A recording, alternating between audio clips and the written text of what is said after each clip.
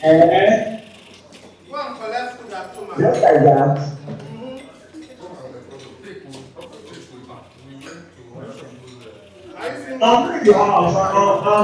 I'm actually in Lutero. What are you doing at the hotel room? Tell them to bring food there.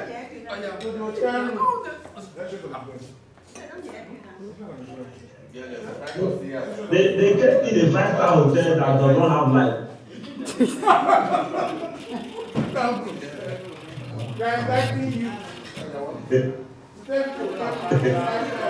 Can you imagine that? You know your slipper. Say it again. You can see what Ambrose. they say we are going to have a plan for like 1 hour. Ambrose. Which hotel is that? Yeah. The Dawn, it says. The Dawn. I reside at Kedra, Olegba area precisely. I work with Samsung. Yes. I'm glad to be here. I'm glad to see this vision gone this far. I'm glad that people like us pick just a word and magnify it to become what it is today. The vision I had was just social communication, but today it has affected lives. And I'm so glad to God. I want to welcome everybody so much, my able leaders of the past, leaders yet to come. I want to say thank you so much for being together. And one thing I said, which I want to say to everybody again, is that Pathfinder has existed before now, just that it just came offline. This set, if you look at this set, it's a unique set. 2009, 1999, 2000. Since that time, Pathfinder has existed. It just came to be at this time. So we still have a great future ahead of us to achieve, take Pathfinder to a next height. And I know with everybody here, and those here to join us, those it's a done deal. Thank you very much. Thank you very much, our honorable founder, the person of Dr. Lewis Egogo. I, Hans,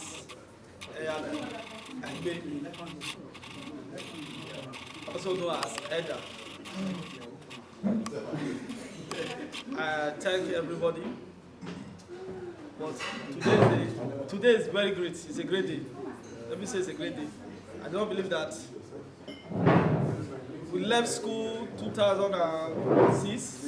I can still meet the same people with a very fat cheeks,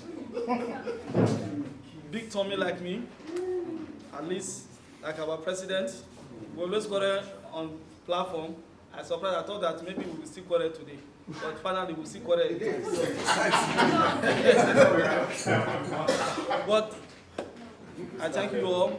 I work at Tower Power Utility. Now they have changed the name to Kumis Power Limited. Yes, Kumis Power Limited. As an electrical engineer, also an assistant manager in the electrical plant department. I live at Songo area, Ota. Yes. Lagos.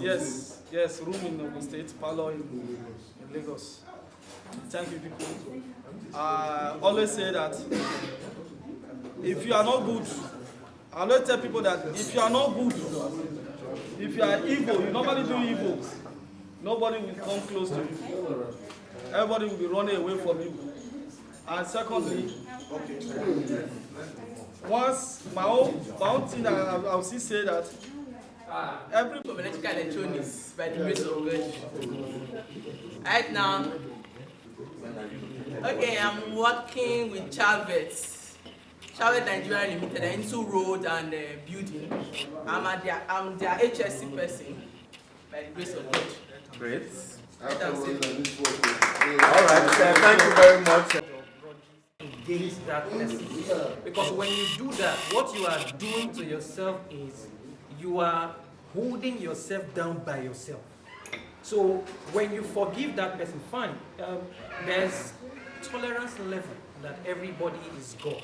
So if that person does that thing the first time, you can let go. If he does it the second time, you can let go. But it is when it is now a repetitive thing, then you now have to watch it.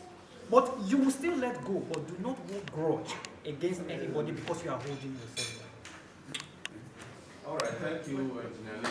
Let me say something. Let me respond to what you said.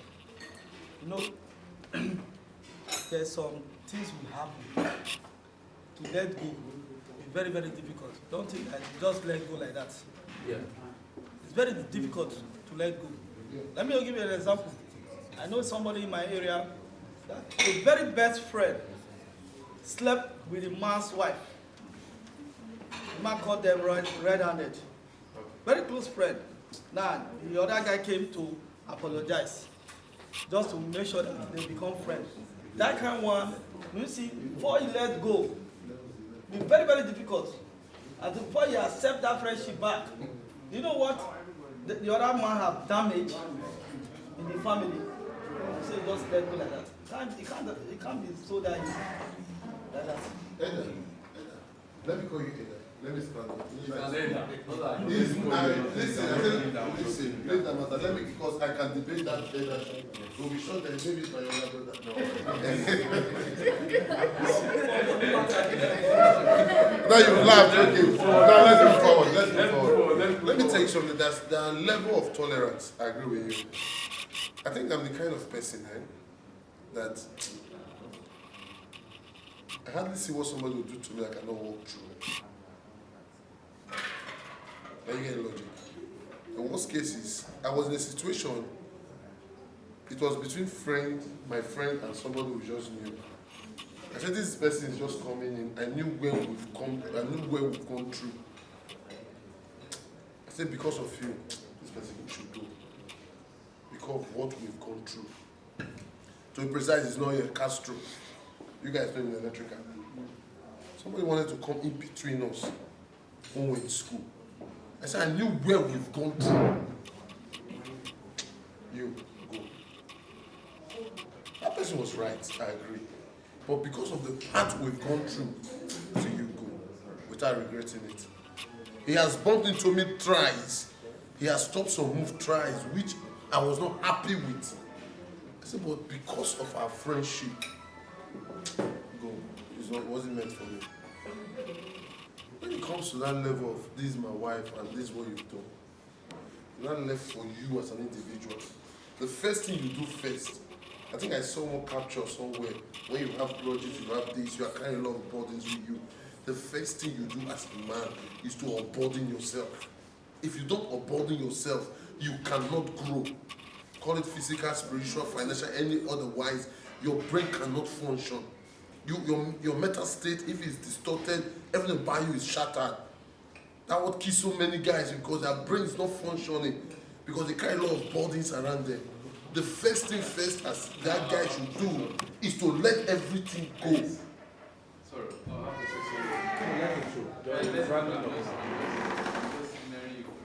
Let everything that affects your mental state go. When you drop them, then he cannot think straight. He cannot know which decision to make. If to let his wife go, if to let his friends go, if to let both of them go, he weighs options. If you don't remove those things in your head, you can never think straight, and you take a decision that the rest of your life you will regret taking. And that is the truth. Irrespective of the gravity of the offense. I've walked through so many fires because of friends. My wife said, babe, I said, relax. I'm not walking through it, don't worry. After walking through it, I was done. Hang out with my guys. Fire is burning. I was still hang out, I will relax. When my brain is straight, I say, fine, this matter. I weigh the options and I let go. He said, you still greet? I said, yes. So if I say so many funny things, I'll still be the one to greet you, hail you, welcome you. You'll be tired of the situation because I have let the burden go. Now I've put my head straight. I know what I want. I've defined it. Bro, I walked through it. Thank you. Thank you, Engineer Michael. We have a comment from Engineer. Good evening, everybody. I just want to react to what we have all said, okay? And I'll be precise and just direct. Engineer Ifosa IB was specific, and he did say that you can either friend and unfriend. The choice is with you. Let's don't overburden this topic. We can spend hours and days analyzing this thing. I will never have a headway. Okay?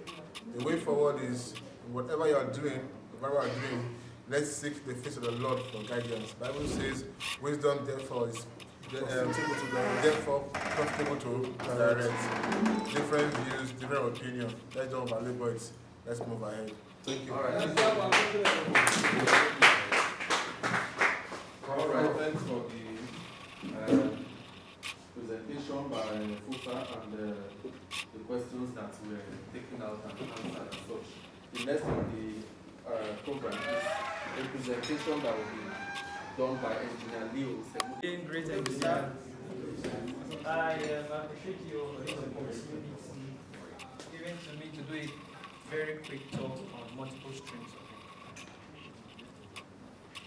I will be very brief, and I'll just bring out some very interesting points why it is important and good for everybody to have multiple streams of income. The good book recommended something on multiple streams of income so you don't be under any form of pressure. If what you have is a single source of income, you are already under pressure, directly and indirectly without even knowing. I will take us through Ecclesiastes 11:1 to 3. And how did I find Ecclesiastes 3:1, Ecclesiastes 11:1 through 3? In 2017, in late 2017, during one of my times with God, he took me to Ecclesiastes 11:1 to 3 and said, I want to show you something. So when I opened it, New International Version, and I saw what his recommendation is on multiple sources of income. So let me just quickly read that out. It said, cast your brain. So I'm actually reading the verse 1 of the whole thing. Cast your brain across the ocean. It will most likely come back to you in several returns. Then the verse 2 of it, which is very important, which I want us to understand today, is invest in 7 businesses, yea 8, for you never can tell the disasters that will come on the land. So that is God's recommendation for you and for me, to have minimum 7 sources of income. So God knows that one source can put you under pressure seriously. For instance, the case of coronavirus that just came unexpectedly and threw a lot of people off balance.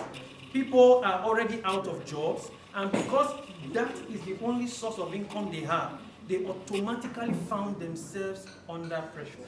So it is absolutely important that we think of other ways that we can earn. It is absolutely important that you don't rely on that particular income that you have alone. If your job is the only income you have and is taken away from you, have you ever asked yourself, what will I do or where will I go to? Especially when you know that you have other people that are depending on you. It will look as if the whole world is taken away from you. But if you have, say, 4, you have, say, 5, 6, 7, when anything happens to one, as you are trying to figure out how to sort that out, but you have something that can cushion whatever effects coming from that end. So it is absolutely important. I will always say to anybody who cares to listen, that you see that job that you are doing, that your job was really not designed to make you rich. It was designed to make your boss rich. So you need to think of the things that you can do to place you there. You need to think of the things you can do to make you bridge. Okay, thank you, Fosa. Is that New International Version? That's King James. Okay, we'll find it. If you can pull out New International Version, we'll just see exactly what I'm saying. So I'll take the every time. So, in a nutshell, what I'm saying basically is it is absolutely important that you don't rely on just one source of income. So the reason why a lot of people are under pressure today is basically because they rely on one source of income only. So when it is taken from you, what happens to you? We've left school for close to like 14, 15 years now. If your job is the only thing that you are relying on as a source of income, trust me, you are already screwed. Before you know what's happening, 10 years of your life is gone, 20 years of your life is gone, 30 years of your life is gone. You start asking yourself, what have I done in my life? So it is absolutely important that we think of things that we can do. We have these inherent capacities inside of us that can actually help us and give us the edge that we need. So let's start thinking in that direction. Let's allow our minds to be open. So do not limit yourself to a particular business. Have other businesses as well, so that if anything happens to one, you can get whatever you want from the others. So I'm just going to cite a quick example of some of the billionaires that we have in Nigeria today. And you will see that almost all of them, they have multiple streams of income. Mike Adenuga, for instance, is in the oil and gas space, is in the telecommunication space, is in the real estate space, and he has other businesses as well. What about Otedola? The same thing. What about the Dangote that we know? Dangote is in several spaces, playing in those spaces, and that is basically the reason why he's where he is today. So we see him in the oil and gas, we see him in all other spaces like the cement thing that he does, the floor thing that he does, and the refinery that is currently pumping billions into. So you wouldn't expect people of such to be stranded in any way at all. So if we are to model ourselves after some of those guys, you'll discover that for you to really be wealthy, you absolutely need multiple streams of income. It is the only and easiest way to get there. So I will close by this, that it is absolutely important that we start thinking of other things that can give you money. It doesn't mean that you have to get the 7 automatically today. You can add one more to what you are doing at the moment. When you discover that you now have the capacity to move to the next level, you add another one again. So when you settle there again, you add another one again. The business is growing. Everything around you will start seeing the kind of change that you want. Automatically, you see that you are no longer under any form of financial pressure apart from the devil who will be under pressure. So let's take this seriously. Let's think of what we can do.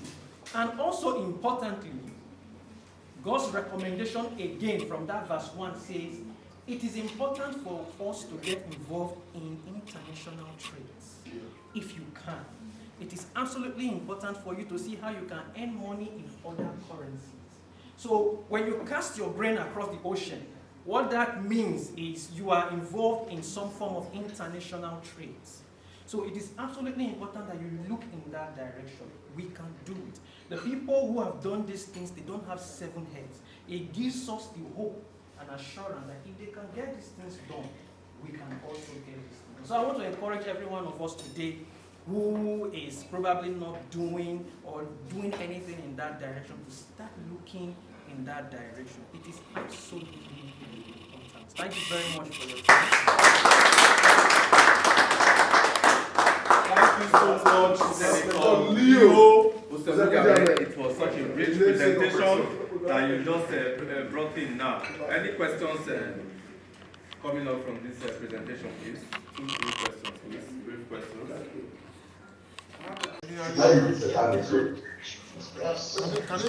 Can you mute your phone, please? Good evening once again, engineers.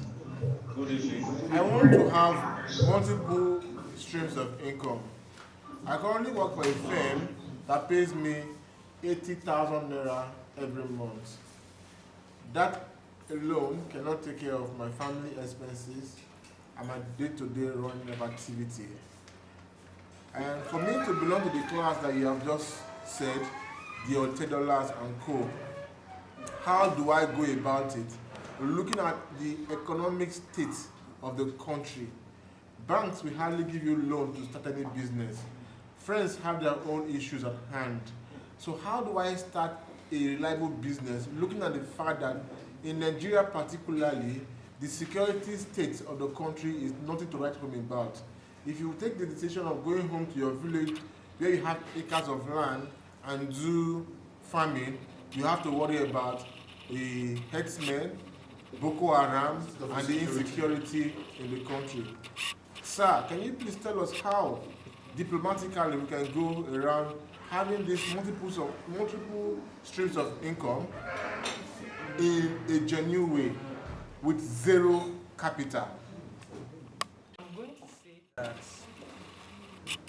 a lot of people think you can really not start a business without people giving you some form of support that you need, like you mentioned. But it is not an absolute truth. And I will say why I'm saying that it's not an absolute truth.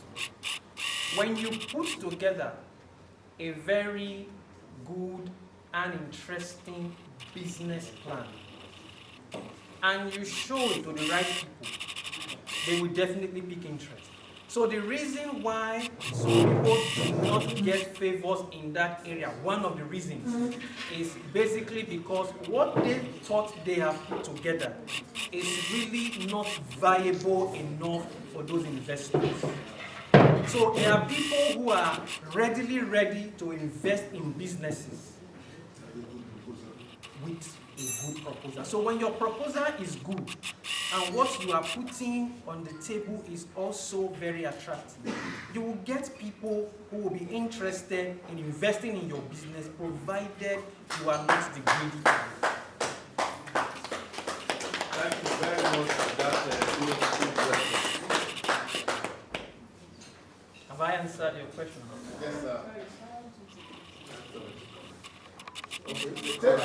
Take one said that working is not poverty. Okay? I belong to the school of thought where one stream of income is poverty, but somebody countered it in our platform. Now, you do not need millions to invest and start multiple streams of income.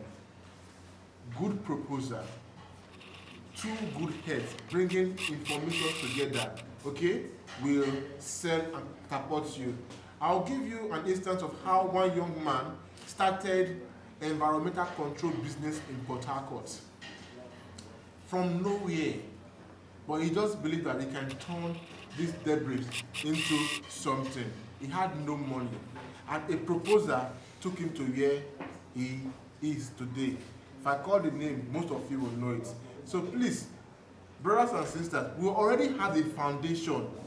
Our educational background, trust me, is top notch. I've been on several programs with people from other universities, both in France, where I was trained, here in Nigeria, where I did my master's. I have not seen that level of competitive educational qualification.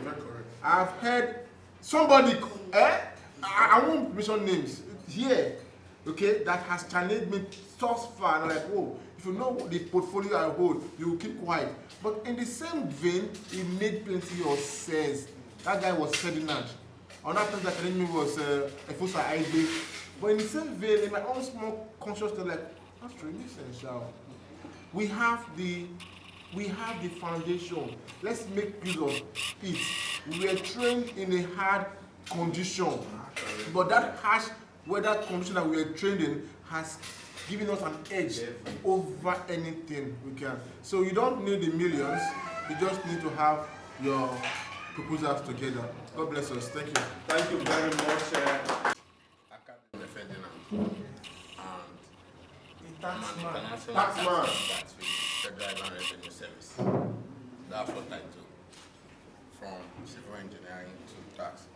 Back to what Engineer Paul said in respect of multiple streams of income. The presentation was fantastic and on point. There is no better time to have that discussion than this time that we are in. But the reality is that we are still a bit far off from the likes of Dangote, all of that. So back home to our level, for people who are in our space, Attention, please. what can you do in that business that you do, in any area that you find yourself? You can actually earn extra income from that thing that you are doing. So what do you write about? When you go on social media, you talk about what you do. Just a write-up. You can pick up building collapse, for example, and write an article on it. Somebody could read that article and find what you have written very interesting and decide to contact you. That's right. If he knows that you are a professional in that space. So beyond the proposal recommendation that Paul has mentioned, what you talk about, the discussions that you engage in any of the professional platforms, either on Twitter or on LinkedIn, those things you talk about matters a lot. You could write a book and sell it at $2. You think that sometimes it's easy to assume that knowledge is everywhere. When reality is not. There are a number of people who want to know that same thing that you are doing. That thing you think, oh, this thing is very common, everybody knows it. My brother, it's not. That's right. In most cases, it's not. Just put it out there. Like Elumelu will say, do not restrict yourself and say that I'm not going to try this. Just give it a shot. Chances are that you might work. And when you do this, I can bet you it will most likely work. And Steve Jobs supported that one time when he said that you do not connect the dot looking backward. You can only connect you do not connect the dot looking forward. You can only connect the dot looking forward, so looking backward. So you have to take that chance and hope that it's going to work for you. So as we go about that entrepreneurial journey, take your risk, take your chances. Anything that comes to you, know that idea, build on it, and chances are that it will work. Then lastly, you spoke to earning income without capital. I'm a public servant and I earn a salary as well. The reality is that no matter what you earn, you have to imbibe the culture of savings, even if it's 10% of your income. Save it, because COVID-19 didn't announce to anybody that it was coming. Can we have one house, please? One house, please. Engineer Ferdinand is making a valid and important point. Please, let's listen. He's a tax expert. No matter what you earn, keep a portion of it aside. You can never tell what will happen. Nobody saw COVID-19 coming. No businesses didn't see it coming. The best forest guys and CFA charter holders didn't see that coming. But it came, and people who were able to see opportunities in that actually took advantage of that, and people made billions, even in the midst of lockdown. People made a lot of money. The reality is that things like a pandemic are usually a new blue ocean for people. The ability for you to key in is going to go a long way. Thank you very much. Thank you very much. Assessing your career. I don't know what our belief patterns are. We have Christians, Muslims, some people don't even believe in anything. Well, I'm a Christian, and whatever I talk about here definitely relates to my belief that is in God. But I'll try to be as civil, as secular as possible. Now, the topic, like I said, is reassessing your career. Sorry, I'm going to read. I'm not going to present this on the screen. I'll upload it in due course on the Pathfinder platform. I have a few glitches on it. So, dear engineers, industry drivers, businessmen and entrepreneurs. We welcome you to the Pathfinder 2020 end of year party tagged Lagos for Show. We have lived here a few years and have earned the right to also say Eko Odibaje, and to that I was extending to say Nigeria will not get bad. I think that's what it means. Nigeria will not go any bad further. The object of this presentation is to look in retrospect at our respective journeys from about the last 14 years post first degree with a view to career reassessment and evaluation. This presentation looks to touch on a few very important questions regarding our career advancement and decision as engineers at this point of our lives. We have come this far by grace. We have seen the four walls of the university, and we have been found worthy in learning and character, and to that point we are awarded degrees.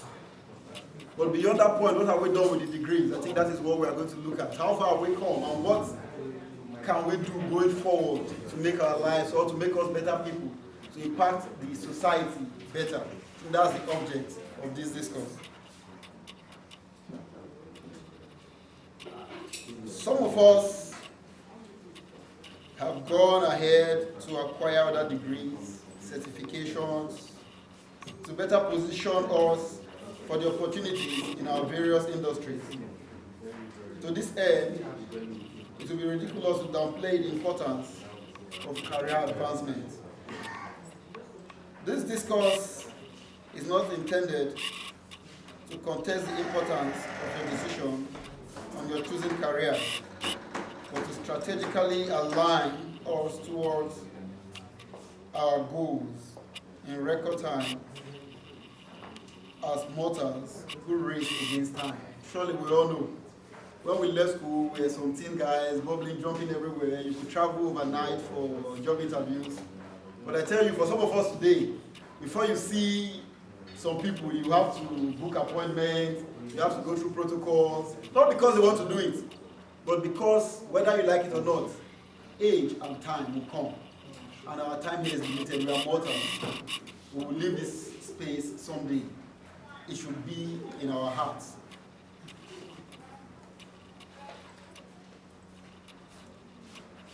For the purpose of this discourse, we'll be addressing a few points on the topic, and thereafter, we may share a few experiences. Now, we'll talk about what is a career. Then the second thing we'll talk about is what are the parameters for career reassessment. Then to what end is career reassessment intended? Then the last one is career reassessment stroke review what a hustle is? Looking at the finances, the time that we have to put in. Some of us will have to go back to school now. We start battling with some calculus and some stuff that we dropped 14 years ago. Is it worth it? Is it worth it? We have to look at all that. Now, define career. What is a career? A career is an occupation undertaken for a significant period of a person's life with opportunities for progress. Please mark it. A career is an occupation undertaken for a significant period of a person's life with opportunities for progress. But on the other hand, there's the job. What is the difference between a job and a career? We all say, oh, I have a job. You see, tell you job placement, and you see companies talking about career. What's the difference? Definitely there's a difference. And for the job, on the other hand, a job is a specific piece of work or task undertaken for the purpose of getting paid.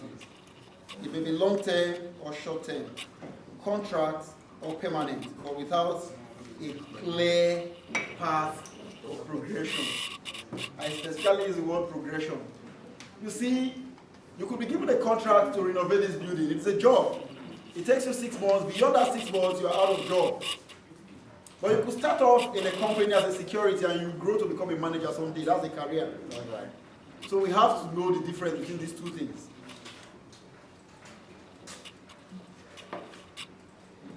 Career is often used to refer to a profession, occupation, or vocation, maybe a trade. A career could define what you do for a living and range from those that require extensive training and education to those you can perform with only a basic education and willingness to learn. Still talking about career, the prospects of career is so enormous, they are so large, they are so wide, very, very wide. Again, a career also refers to the progress and actions you have taken throughout the working years of your life, especially as it relates to your occupation. It is comprised of the different jobs you have held or done, titles you have earned, and work you have completed over a long period of time. When viewed from this perspective, a career... It's not what present you know we are not supposed to.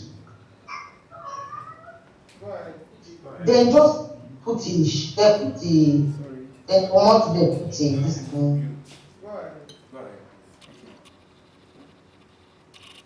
When viewed from this perspective, a career includes everything related to your development, including your profession and advancement. It is worthy of note here to state that career includes a variety of different paths. You could pick up a job to innovate a place and you discover that you have masonry skills and you decide to develop yourself in civil engineering. You start off a career from there. What I'm saying in essence is, from a job, you could start a career because you define or you discover a clear path towards something.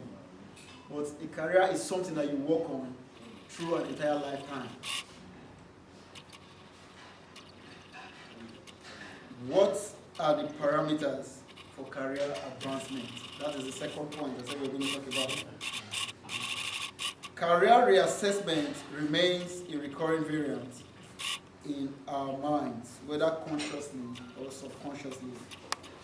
And in attempting to fix this, there always arises the question of how do I go about it? Yes, it's a very, very difficult question. You live in an environment and you have all manner of persons. Everything is working against you. But there's a point you must make. You must move forward. And now, with all this negativity, with all the odds, you have to carve out a career because you need to get somewhere. You have a defined goal. What are the parameters for career advancement? Interestingly, there are basic but not limited steps to making an assessment of your career. One of them is reflect on your job description. What kind of job do you do? You are in a company, you are in an organization, and you think, oh, my table is this, but there's this fine chick somewhere, there's this guy that brings all the football gist, and you're always leaving your table to discuss. Trust me, you really don't know your job description. Yes, you work and you get paid, and nobody ever gets to know. But again, career advancement and reassessment and development has to do with you, your sincerity towards your purpose. Now, I keep saying career reassessment and not career assessment. The reason I keep saying career reassessment is looking at where we stand today and how far we have come. We cannot be assessing a career because assessing something is trying to look forward like a projection. Somebody in the university today should be looking at career assessment like, what should I do when I go out of school? I'm in mechanical engineering and they said the chances outside there are slim. Should I divert into other things? But now, because we have all, for some reasons, managed to get somewhere, to pitch our tents, to hinge on, we are now reassessing it, if it is worth our while. That is part of the purpose of this discourse. The second step is zero in on soft skills. A lot of people have gotten that edge by just leveraging on the soft skills available. For instance, I will talk about AutoCAD. When we left school, AutoCAD was the in thing. Beyond AutoCAD, they had ArchiCAD, then we had Revit. The programs kept coming. And for those people that were able to leverage on it, they quickly grabbed the jobs. For some of us, probably we didn't have the finances to fund it, or we didn't have the information. we were left, almost left behind, and we had to come as latecomers, but it's fine. The second point is zero in on soft skill. Today, there are a lot of soft skills that you could use to advance your career, that you could use to redirect your career. Look for them. Look out for them. As an engineer, engineering has gone beyond chiseling and hammer. It has gone beyond shovel and head pans. Look for technical ways, digital ways of solving problems. Your clients will be more comfortable dealing with you. The world is advancing. It has not advanced. It is advancing. And change is continuous. We are all moving there. Every point Nigeria gets to, look up and you discover that countries, nations have just moved out of there. We must leverage on soft skills and those people have moved it. Then the third point is evaluate your performance reviews. How do you evaluate your performance reviews? Is it about waiting for your boss, your direct boss to tell you, hey, your guy, I gave you this, that, and you were able to accomplish this, that? Sometimes you should sit down and look at, oh, what have I been given to do? How far did I do it? Did I present it well? Did I do my job well? Did I do it like I would do it if the whole thing depended on me, and if my life depended on it? Some of us will just go out because we are being paid to do jobs, and because we think, okay, on the 30th, some salaries will come in. We just go in there, stuff that will take us 3 hours to spend entire days. Well, I tell you, you may think you are robbing your boss. It's only a matter of time. You become a boss someday. Yeah, right. And whatever you sow, you will reap. Now the fourth one is ask for honest feedback from both critical and friendly colleagues. Well, the bell is already ringing. You may have to cut it off. Wherever we get to, that'll be fine. Okay, I'll just read out. Ask for honest feedback from both critical and friendly colleagues. Take a behavioral test, preferably online. What is your relationship towards clients? What is your relationship towards your colleagues? Are you a good team player? Are you really poised for the challenges ahead? Are you that person that your company could send to represent them, even with strangers and aliens? Are you an irritable person? You need to look at those things. Take a behavioral test. This you can do online. Then the last one is very, very important. Check out job postings in your industry and see how eligible you have become. You could be in a company for 10, 12, 15 years, and there's an opening in another sister company, maybe another company that perhaps is bigger than yours or pays better. If your 15 years has not taken you to the point of being eligible to apply for that job and getting it, you have to do a review and a honest self-assessment. You must look at how to improve from whatever you have been doing. Move from that routine. Now, upon careful reflection on the above steps and self-evaluation, testing your abilities against obvious realities, you can honestly locate yourself in your overall industry or career profile while also looking at job satisfaction. The fact that you have to be diligent and productive does not mean you must sacrifice job satisfaction. That is key. Any job that does not satisfy you, any job that you don't find pleasure doing, trust me, it's only a matter of time before you run aground. Just a matter of time, and the time, trust me, is not very long, very, very short.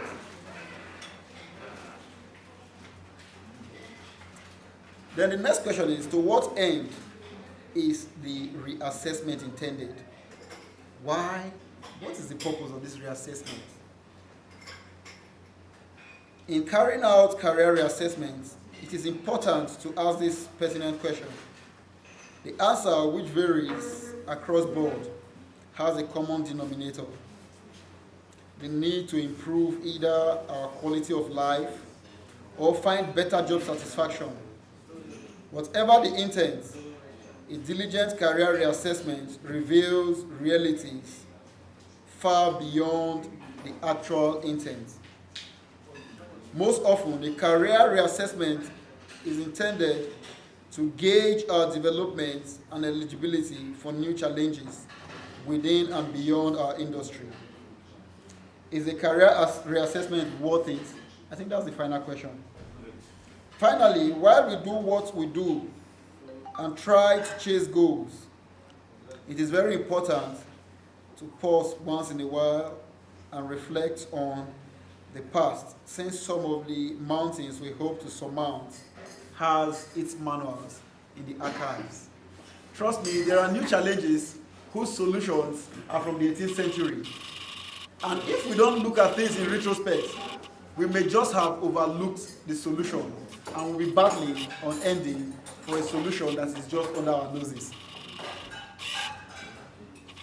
Having addressed these points, we now look at how close to what we envisaged our careers are. And this brings us to setting realistic timelines and milestones as to what we expect at certain points of our lives. True. When we left school, perhaps our minds were blank, but we were all hoping to get into the oil and gas industry, engineers. Then the reality hit us. Those that were filtered out, they got the jobs, and the others were left. Some of us were caught in the cold.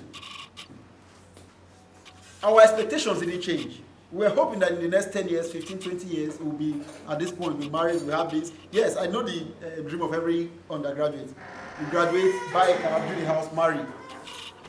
But trust me, I don't know anybody who that happened that way. But mine didn't happen that way.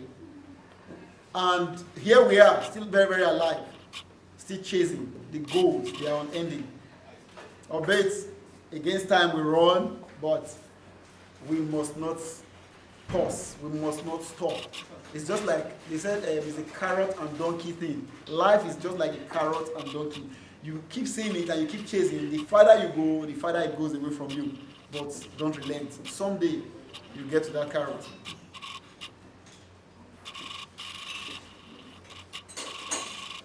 Sorry, I'm struggling to read it because it's on the phone. As an engineer,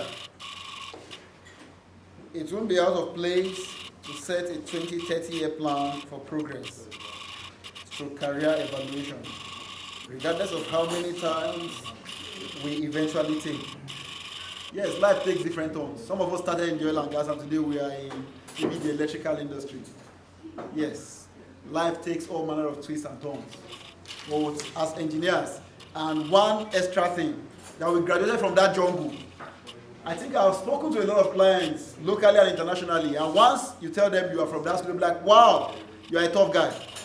Not tough because you know how to carry guns and run in the jungle, but because you have been brought through fire, and they are certain that they are dealing with pure steel.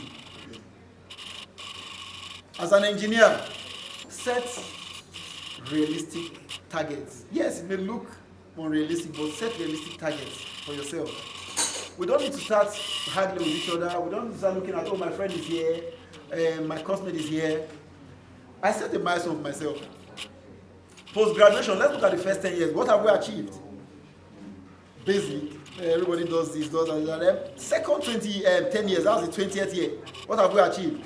Yes, trust me, I know the third 10 years, that's the 30th year. We'll all be doing the same thing. Our children will be getting married. And we'll be attending each other's wedding. But again, you see, what I'm trying to say is, whatever path you take, whatever twists and turns the life has taken, it all leads somewhere. And that path that we are headed, let's try to make it as smooth as it can be for those coming after us. I hope, well, I still have some exhaustive parts, and I think Mr. Hayes has been beckoning on me. I hope I've managed to just touch on part of it. Like I said, the manuscript is enlarged. I will upload it on the platform. So thank you for the privilege to thank you. Thank you very much, Engineer Ambrose, for that wonderful presentation. Ambrose, thank you very much for that presentation. I just want to say that reassessing our career, we should not lock our minds to engineering. Sure. So we should start looking for who told you that engineering is even what you're supposed to be doing. So let's not lock our minds. I think that's the reason why some people most likely are still struggling with the engineering thing. Maybe you're even supposed to be one bank manager somewhere. Maybe you are supposed to be the head of one organization somewhere. But because you are just looking for that engineering job, so you are just tying yourself down to a particular field. Thank you. Thank you. Actually carry out that kind of operation. So we have the traditional way of trading forex, and we also have the online way of trading forex. The traditional way of trading forex is what we see the Bureau de Change guys do today. While the online forex trading is what I will be talking on now, just using about 10 minutes to get into talk on that. So it is very important that we even understand what forex. So when we talk of forex, what are we really talking about? So forex means foreign exchange. So that is just what forex means basically. So trading forex, which is the forex trading we're talking about, is basically buying and selling of currencies, whether you are doing it online or you are doing it traditionally. So like I said, I'm just going to do a high-level summary on what this thing is. So online forex trading is buying currencies and selling currencies, and anybody can do it. So online forex trading is actually the largest financial market in the world today, knowing that about $5 trillion go through the forex market every day. So that makes the forex market the largest financial market in the world today. It is a market that is being traded globally. So there are quite a number of people trading this market from all over the world. So forex market is something that is very, very interesting if you know the know-how. If you understand how the forex market works, you will make a lot of money trading the forex market. It is one of the things that I do. I trade the forex market and I make some very good monies from the forex market. And I will just highlight the participants that play in that space. The government all over the world, they play in that space. All the big banks that you see around, Bank of America and the others, they all play in the forex space. Then some very big companies that we have, like the Coca-Colas and the likes, they play in the forex space. Other financial institutions, they play in the forex space. Hedge funds, when I talk about hedge funds, I'm talking about our pension managers, those people who are actually managing our pension funds. They take those monies and trade the financial market with those monies. Then we have the retailers, like you and me, who bring in our small monies to also trade the forex market. So the forex market is something that is absolutely interesting if you know how to trade the market. Like I said, it's a 24-hour market, and there are different sessions that you can decide to trade in. The forex market is divided into 4 sessions, into 4 markets. We have the Australian market, we have the London market, we have the Asia market, and we have the New York market. So those are basically the 4 markets where people trade the forex, where people trade forex. So the market is 24 hours arrangement, basically because of the different time zones that we have around the world. Australia market, for instance, which is the Sydney market, opens by 10 p.m. every day. So it opens 10 p.m. and closes by 7 a.m. the next day. While the Asian market opens by 11:30 p.m. and closes around 8 a.m. the other day. So as one market is closing, another market is on. Then for the London market starts by 8 a.m. If you are used to trading stocks and all, you will see that by 8, if you are watching some of those news, you will just hear them ringing bells saying the market is open. So the London market opens by 8 a.m. every day and closes by 5. Why? Yes, Nigerian time. Why the US market which is basically the New York market, opens around 12:30 p.m. every day and closes by 10 p.m. So as the US market is closing 10 p.m., Australia market is already open.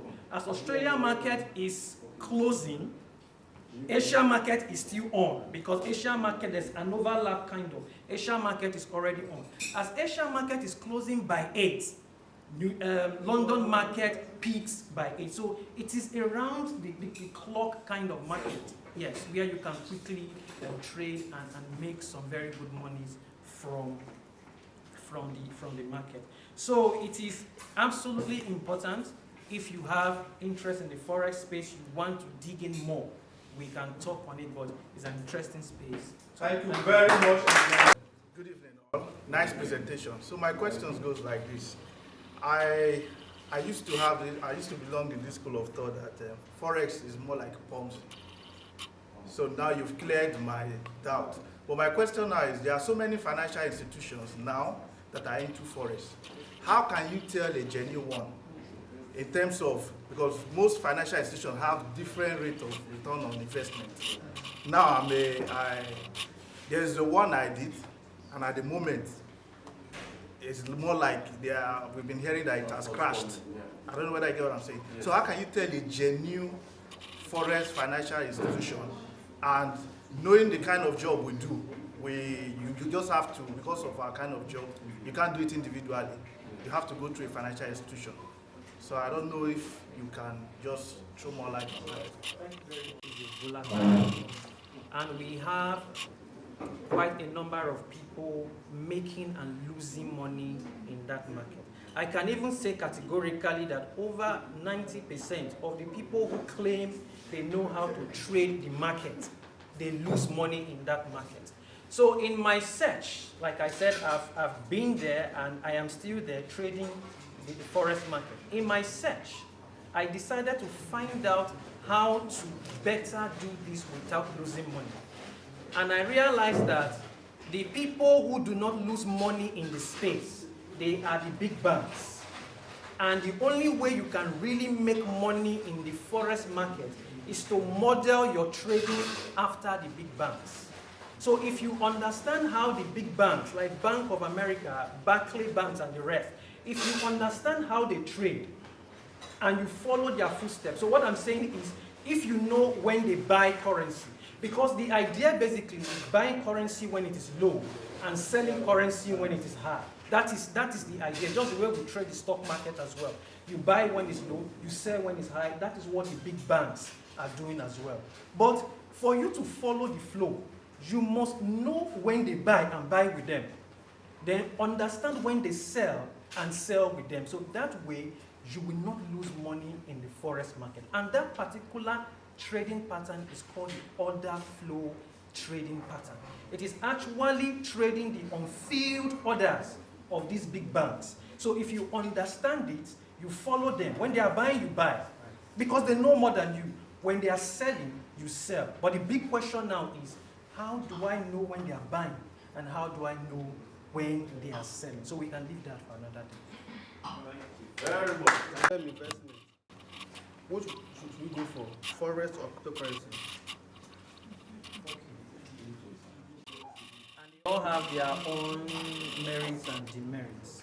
But I would say that the best thing to do for now is to actually follow the forex path. Because we do not really know the direction of cryptocurrency absolutely at the moment. So it is better to just follow that forex path. But most importantly, you must know how to trade the forex market. Like the question he said, sorry, I didn't answer that part. Most people are saying, bring money, let's trade for you, and all. But that kind of investment is a high risk kind of investment. The safest instrument prior to now has always been treasury bills, because you know that is government kind of instrument, even when the rates are low. But for the forex people, they will tell you, I can give you 20% ROI. I can give you 20% return on investment. It's a high risk investment, and they can lose those money. And some of them really do not understand how those big guys do it. So that is why they lose money in that space. So there are also some who already know the order flow arrangement. So if you find any of such, trust me, you will get very good return on investment. Forex trading stuff. Do you do like a consultancy, or is it like a company? Do you run it as an individual, or it's a company, or I don't understand. Like for you now, is it a personal business for you? Is it a side business for you? Is it something you do for a living? When we're talking about multiple streams of income, so I'd said that it is absolutely important that we don't rely on just one source of income. I have multiple sources of income, one of which is the forex trading part. So I decided to look in that direction so I can add it to my portfolio. Okay, so if we are interested now and we want to, can we come to you for can you coach us on? And because some people will say to me, give me your money, can you coach us to trade ourselves? I'm of the school of thought of you knowing how to do it. What I'm saying that is, yes, even when you are old tomorrow, maybe you are no longer working, it's what you can do comfortably from your bedroom if you know how. I trade the forex market with my phone. I can be anywhere and I know when to buy, when to sell, and I make the money that I need to make and move on. One last question. Okay, so can you like organize for those interested? Those interested, good. A Zoom meeting or something. So fantastic. we can meet like every Saturday or every Sunday or once in a month or something. It's absolutely doable. I've actually done it for one of our groups, my MBA group, and I even have a recording of that particular session that I did for them. I can also share that to start with. But it's a journey, and it's what takes time, but it is best you know it for yourself. Thank you. Tina, you know I can count on you for this information. Jot down so you share with me later this point so I can share with the group. Okay? And him share a video with us and taking us tutorials on MB on forex trading. Tell me that if you go into forest, you will definitely always break even. You don't lose. So definitely put in money even when you lose it. Sometimes you lose, sometimes you lose. Trading patterns, is it method or something? There are different options. I don't know if what you are saying covers all the options, or you are just dealing with a particular option. Thank you. All manner of strategies that people use in the forex market. But I can say categorically that some of those strategies don't work. One of them is technical trading kind of strategy, where they talk about support and resistance line. Fundamental kind of trading, those things don't work. If that is what you are trading, you will make money today and lose money tomorrow. The only guaranteed way that works in the market is trading the on-field orders of big banks. That is, think and trade like the big banks. So when you start thinking like them and start trading like them, you will not lose money. The fundamental part to the conversation that we just had with Leo is actually the fact that we live in what we call a VUCA world. That means we live in a world that is volatile, we live in a world that is uncertain, we live in a complex world, and we live in a world that is full of ambiguity. So VUCA, that's the kind of world we live in, the VUCA world. Now, I think that one of the things that maths has taught us is that everything can either be a 1 or a 0. That's what logic has said. But I think the benefit of Theodore Padel, we were told that not everything is a 0 or 1, and that's actually the origin of fuzzy logic or neuro-fuzzy logic. Because we realized that it's either you are off or on, but there are things that are in between off and on. There are things that are in between zeros and 1. And that is the reason why the things that Leo talked about, feeling your field order and all of that becomes very important. How do you understand what happens between 0 and 1? That is what those that did control will call non-linearity. It's the same thing that they will call the things that, you can't exactly say this is what it is or this is what it represents. Now, that is the kind of world we live in, a world that at the beginning of the year, like Freddy told us earlier, nobody thought there was going to be COVID. But today, we have a world wherein we can't even gather the way we want to gather because there are now protocols around COVID.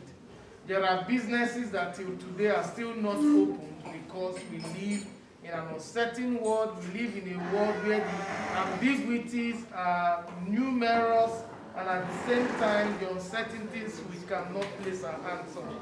Now, that in itself is a reality. But I think that in all of this, there is actually a way to define all of this, and that is coming back to why we need to look at the socio-political space. Now, why is that information very important? Because the political situation of a country affects its economic setting. I don't know if I'm talking to somebody this evening. The political situation of a country affects its economic setting. There is what people call a political economy. Okay, now political economy is very important even for you to take a decision from a business perspective.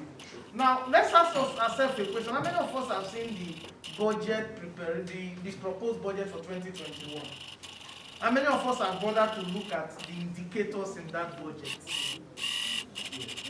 Praise the Lord. Hallelujah. Only 2 engineers have bothered to look. Oh, 3. Only 3 of us. 4. Okay, it's increasing. 4 of us, but still a terrible information about understanding what is happening. Ambrose told us about career change, career realignment. You can't align your career not knowing where your country is going in the next year. The big firms, the small firms, the field order is talking about are going to project according to where the country is going to. It is the reason why every time before now in Nigeria, when our budget, listen, forget about whether budget is implemented 90%, 40% or not. It is the direction the government and the country is going. It is how the banks will invest. It is how the people in the oil and gas industry will invest. It tells them the kind of policy that government is going to tilt to. If you look at that budgetary circle that we have, one of the things that becomes very clear to you is that we actually have a government that has been running a deficit budget for a number of years. That means that the amount of expenditure that they are putting out there is higher than what their income is. So we're actually running a negative budget, year in, year out. We are not getting the revenues that we are planning to get. And because we are not getting the revenues that we are planning to get, it means that government is looking for multiple streams of raising incomes, just like Leo has asked us to do. So look at the first indicator. If my government is now looking for different ways of raising funds, why should you stay and use only one source of raising income? And that's the fundamental question. Because every global question, sorry, can I have one house, please? Now, every political question, every political decision has an individual impact. Until we begin to understand it, we will remain at the part where we think that it is Buhari's business. It is Sanwo-Olu's business. It is your business, it is my business, it is everybody's business to understand the direction that the government, the people are going. Now, why socio-political ways of doing? Why do we need to look at the socio-political impact of the economy? Now, I'll give you an instance. How many of us understood that when we talked about the last meltdown that happened, that it was an housing crisis that caused the meltdown? It was an housing crisis. So just imagine a simple housing crisis creating a global meltdown because the big players, the big banks that threw all they had into the housing system failed. And it had a spillover effect on every one of us that felt put your money in bank. So your investment failed. So it became to spill over. Just a simple housing problem became a problem for everybody in the world. So we cannot run away from the singular basics that happen around us. So let's look at what are the intriguing things that have happened in 2020 and what is going to happen in 2021, for instance. Now, in Nigeria, for instance, one of the things that we will realize in our budget for 2021 is that we have a budget of about 21 trillion. Okay? A budget of about 21 trillion. In that budget of, we have a 13 trillion budget, 13 trillion budget. However, our revenues are only 7 trillion. So the only assured streams that the government can say we expect to get 10 naira from here, 15 naira from here is what? 7 trillion. This is the tax man here. What does that mean? It means that we are going to be looking for about 6 trillion in 2021 as a country. Where will government see it? All of a sudden, Lagos State now, they are auctioning your cars because they need to raise that 6 trillion. If Lagos does not raise a huge chunk of that money, we don't get that money. So it means, first of all, those of you that live in Lagos, expect them, they are going to tie our neck in 2021, and that's the truth. It's the reality.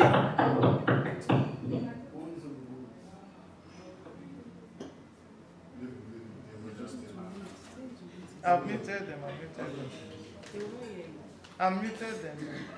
He will hear me, he just doesn't need to talk. Okay. Ambrose, can you hear me? Wave your hand. Wave if you can hear. Okay, if you can hear. Good, no problem. Now, sorry, so that we understand how dire the situation is in 2021. Now, in 2021, we must realize that our debt financing is not reducing. It's not abating. In short, we are going to be financing debt by over 4 trillion. A third of what we are going to. That means half of what we can earn officially. So remember, we are running a deficit budget. We don't have 6 trillion already. So, first key questions you want to ask yourself. So how does it affect me as an individual? It means that, first of all, if you know that in 2021, we are running a deficit budget, what are the indicators? What are the things you need to start looking at? You need to understand that your disposable income is going to be squeezed. So if your that means if I have 10 naira, that 10 naira does not have the value that it used to have, whether they officially declare a recession or not. So what that means, once you have disposable income reduction, the first key thing you start needing to know is look for substitute to the things you do and need. If there are things that, so you need to separate your wants from your needs. What do I want, but what do I really need? These are conversations you must start having with yourself, and you must narrow it down because these are critical conversations. It means, therefore, that because your disposable income is low, you must look for substitute products. So why must you use a foreign product that foreign exchange is going to be involved in, where maybe there is a locally produced substitute that you can use, a close substitute?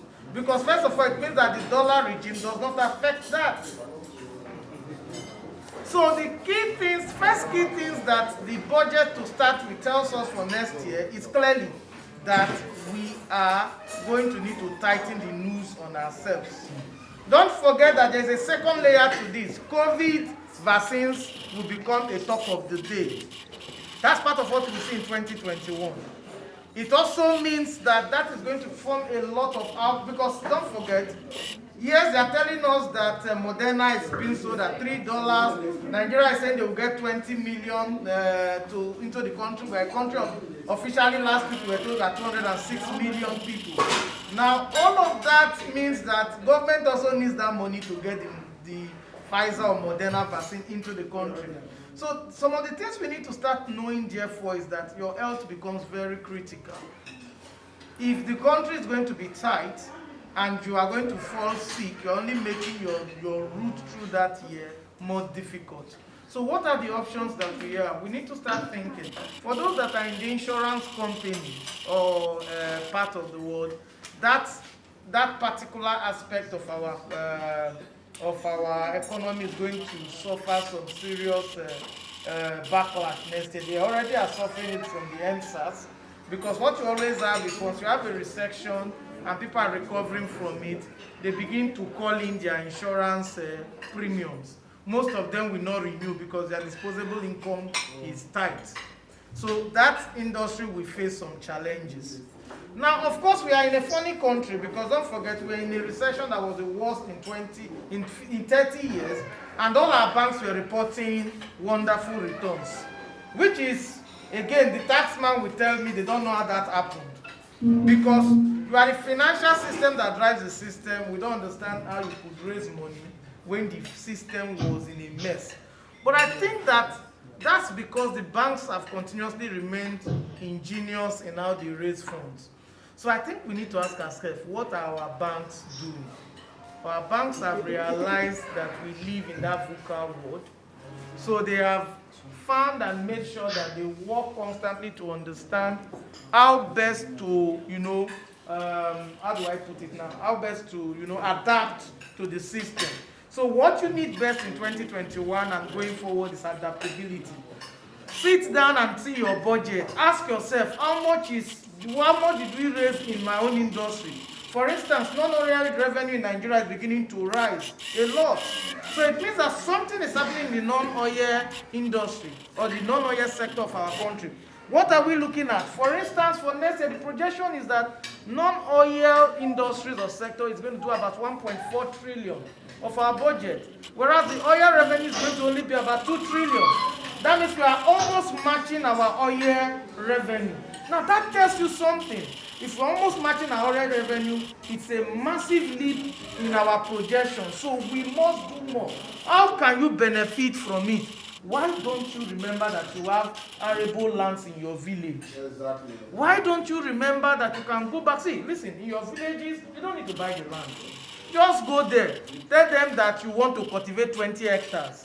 Maybe it's pineapples that they have. In short, I already have a deal in Ekoma now. Why? Because they have a lot of pineapples. All of a sudden, when they shut down the borders, all the pineapples that were coming from Togo, people remember that Ekoma had pineapples that were wasting. Anybody from Ekoma here knows that they made a lot of money last year because of border closure. You can abuse Buhari as much as you want, but those pineapple sellers love him because their trade went up. So there are so many things you can do. I was in Bode earlier in the, sometime 2 months ago, and I realized they had tomatoes. So why should I go the way to the north for tomatoes? Those women carry those. So why can't you find a space in Agric, for instance? You don't need to be the trader. Just provide the fund, the lean funds for these people. They do all the hard work, and you just come in when it's time to reap. You can create a model that can help you to grow the system. Again, you can decide to buy into the crowdfunding systems that are ongoing. A lot of it is happening in the agri space, a lot is happening in fintech and all of that. But the key thing is, remember some of the things we have been told today. Multiple stream of income, career alignment, realignment, forest trading. In all, the message for us tonight is that the socio-political space is going to be squeezed next year. The economy is going to be tightened, not just in Nigeria, but everywhere. You can't be caught unawares. Sit down, put on your thinking cap, and reap from the fallout for next year. Thank you very much. I would like to ask all of the Pathfinder members in the audience to stand so we can recognize your service and thank you for the extraordinary contributions over the past years. Can all Pathfinder members here stand up and with a rising ovation, let's give them a round of applause. Pathfinders, please. All Pathfinders.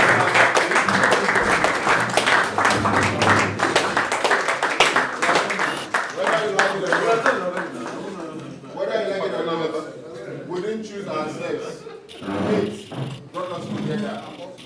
And we have come this far only by His grace. We will go much more by His grace. What we have, let's hold it in high esteem. Please take your seats. Thank you very much. In December 2019, when I appeared at the EOYP end of year party in Benin, I have been leader for a full 6 months and more. Attention, please. It's very important. I have been leader for a full 6 months and more. I could barely fit into the office as the shoe left for me to wear by my predecessors were far too big. I really wasn't too sure if the words I will use would get me into trouble, as I was saddled with the responsibilities of leading a group of highly intelligent engineers. You will all agree with me, it is not an easy task. Here we have the likes of Efosa Aibi, Eda Hans, which is troublemaker, hence Eshon, that never agreed to be in the meeting. Tina or Mama that is always far away from us. You all agree with me that leading this group of highly intelligent people is not an easy task. Your trust in me has been my supportive pillar, and for this I say a big thank you to Pathfinder. A round of applause please for all of you. So needless to say, I wasn't in much of a position to comment credibly and specifically about where the Pathfinder has been, even if I knew where we should be headed. But it was clear to me that things have certainly changed since I had served as deputy leader under the leadership of IB Efosa. A round of applause for that young man called Efosa. Governor Efosa IB. If approved by the governing council. Big things they say come in small packages. If you see Efosa, it's small, but it's a very big package, I can tell you. Mahogany. 1 year ago, we were just emerging from crisis that threatened our unity. The spotlight was squarely upon us, yet our stance stood. That the unity of Pathfinder is not negotiable. We are stronger together. Having served as a leader for a year plus, and still counting, I knew what Pathfinder was capable of. I knew the caliber of professionals in our socio-economic working space. I knew that we could absolutely adapt to the changing environment, reform our ways, and restore the group confident in the process. And I knew that a vigilant, intelligent, responsive Pathfinders squarely focused on its mission was essential to our group success story. Dato, please, edit now. So we got to work. We really went to work because we needed the success story. We partnered with past ESCOs in our space. We streamlined our procedure. We sought to reform the ways we operate. We began to revamp our system. We set out to create more effective regulations. We fully engaged in the debate of constitutional review. And we initiated one of the most significant rule-making agendas in months, which you all will attest to. And yes, you are breaking my time. Sorry, sir.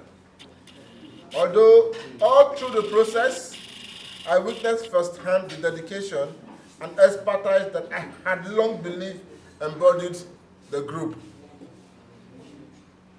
Over the months, I saw the group not only undergo some significant change, but willingly embrace that change. It wasn't easy, but the time we faced were difficult, and the action we took were needed. To those we have stepped on their toes to make significant way forward, we apologize. We really needed to take such decision. In our decision makings, we have insulted billionaires and millionaires in our space. In our decision making, we have said one or two things that we probably wouldn't have been able to say to you, facing you on the day-to-day activities. But the focus was making Pathfinder great. And if you're offended by those words, we duly ask for your forgiveness.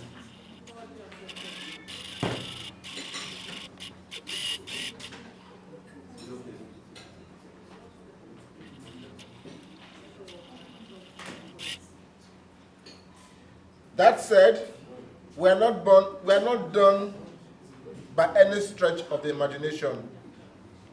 We may have turned a corner, but there is still quite a long distance to go. In the year to come, we will continue to move forward with both internal reforms and rules that will better protect Pathfinders and strengthen our interpersonal relationship. But here is the catch. To appreciate what we have yet to do, it is very, very important to understand what we have already begun. Moving forward, let me start with the significant personal stroke internal reform. While statistics are not the best way to measure success, the numbers are not the less telling. In coming months, it will be very highly appreciated for every member to respect and uphold membership of this platform in high esteem. And this is very, very crucial. I'll throw more light if I have time at the end of the socialization on this. Every member must be very accountable.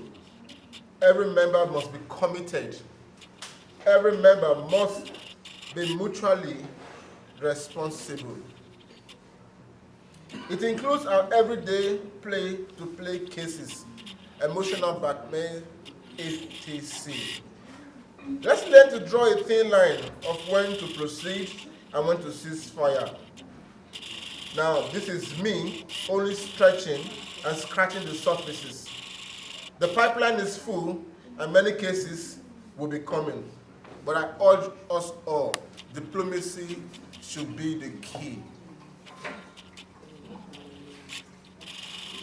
Committee, as with the enforcement and implementation arm, the months to come will see more of committee to investigate into various areas. Welfare areas as it concerns every member of Pathfinders, educational institutions, research and development, societal impact and implication. Here we will engage and begin to improve our involvement and place greater reliance on the set-up committee.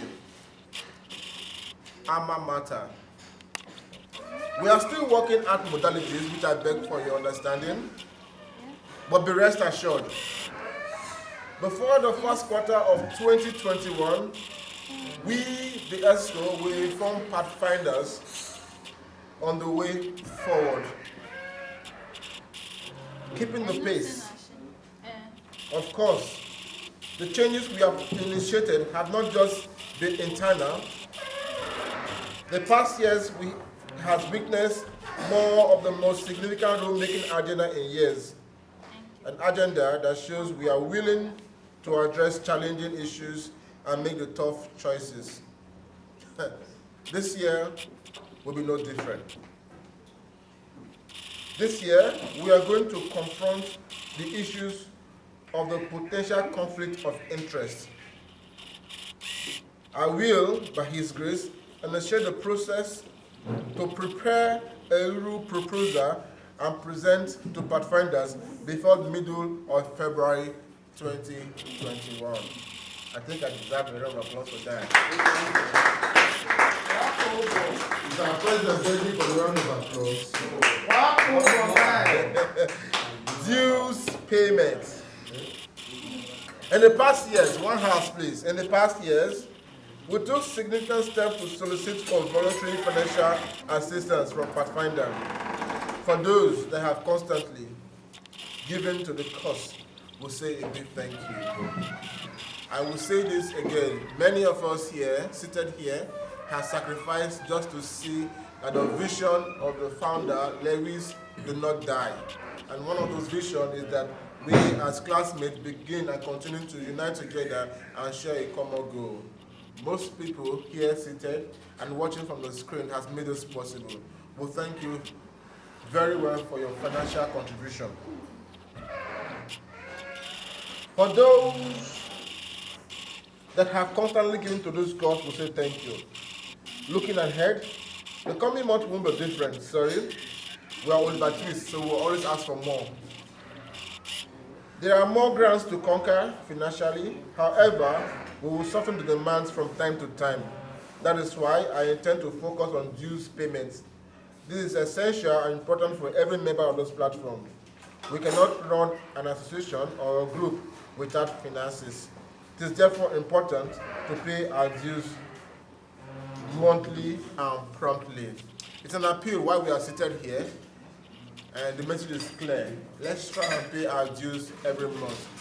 You do not need a reminder to pay 500 naira every month. It is small, but it's going to go to stretch to help us move forward.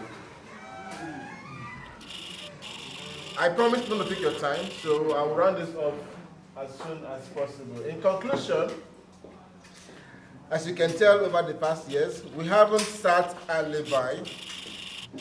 We haven't had that luxury to help restore confidence we needed to act. And so we have. And if the last year is any indication, we will be equally busy in the months to come, because there is much that remains for us to be done. And I'll say this over and over again. We are relatively a small group, but we are charged with protecting the millions of Nigerians every day by setting the pace. This is not in the speech, but I'll tell you that I grew up in my company from just a young engineer to a managerial position, and I can tell you that many people look up to me every day. How did it happen? If you ask me, I don't know how. So it also got to me that my little small boy, my last born, wants to be an engineer. Wow. I don't know why, but it's just a ripple effect that people look up to you every day. Your courage, your charisma, the way you do things, and they just want to emulate you. In your small space, in whatever you do, you affect the everyday life out there. And if our lives are better, trust me, the millions of Nigerians' lives out there will also be better. The scope of our responsibilities in the society is broad, and we feel the great weight of that responsibility every day. That's the gospel truth. I am fortunate personally as Polomori to work beside the wonderful executives. My able deputy, Brume, I'm sure she's watching online, Mr. Bernard, my trusted and dependable Omio, Miss Chichi, Miss Esther. Thank you all for making leadership an easy one. We have achieved quite a great deal in the past years, and honestly speaking, I don't see us letting up that pace anytime soon. God bless us, God bless Pathfinder, and God bless the Federal Republic of Nigeria. Thank you.